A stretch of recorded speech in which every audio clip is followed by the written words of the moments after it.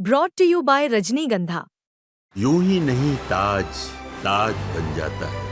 शिल्पकारों का हुनर और चुनिंदा संगमरमर ताज को नायाब बनाते हैं।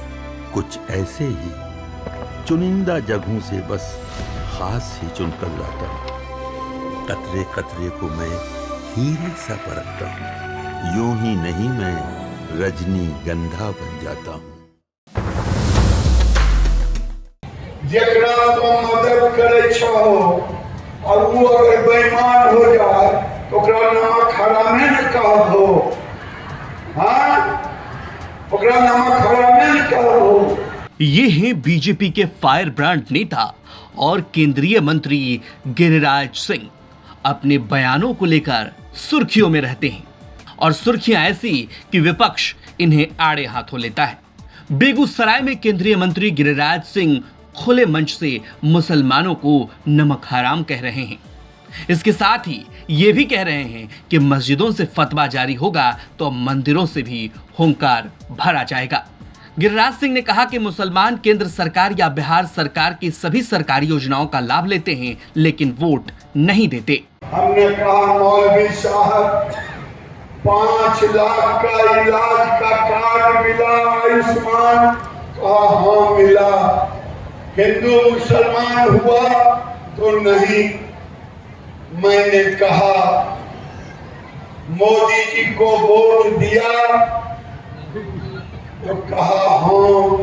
कहा जरा खुदा का कसम खाइए तो कहा नहीं।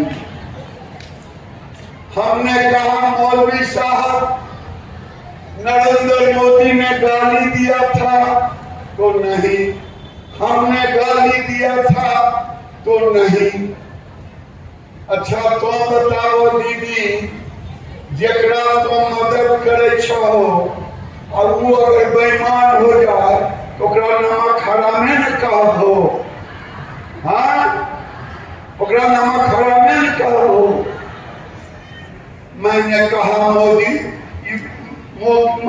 जी ने गाली नहीं दिया, हमने गाली नहीं दिया, नीतीश कुमार ने गाली नहीं दिया, तो आखिर वोट क्यों नहीं? एक बगल में बाद में सीधा साधा आदमी था, उसने कहा मैं तो वोट देना चाहता था लेकिन मौलवी साहब ने मना कर दिया, फतवा जारी किया। मैं कहा कि मौलवी साहब अगर मस्जिद से तुम फतवा जारी करोगे तो मंदिरों से भी हुंकार भरा जाएगा।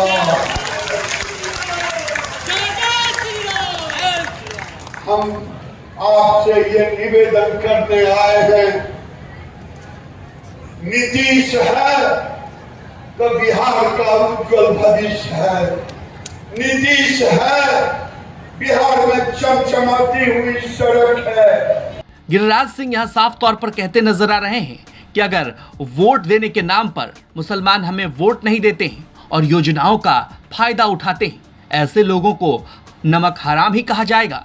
गिरिराज सिंह जब ये बात मंच से कह रहे थे तो नीचे से तालियों की भी आवाज आती है। ये पहला मौका नहीं है जब गिरिराज सिंह ने इस तरह का बयान मुसलमानों को लेकर दिया है। इससे पहले भी गिरिराज सिंह इस तरह का बयान देते रहे हैं।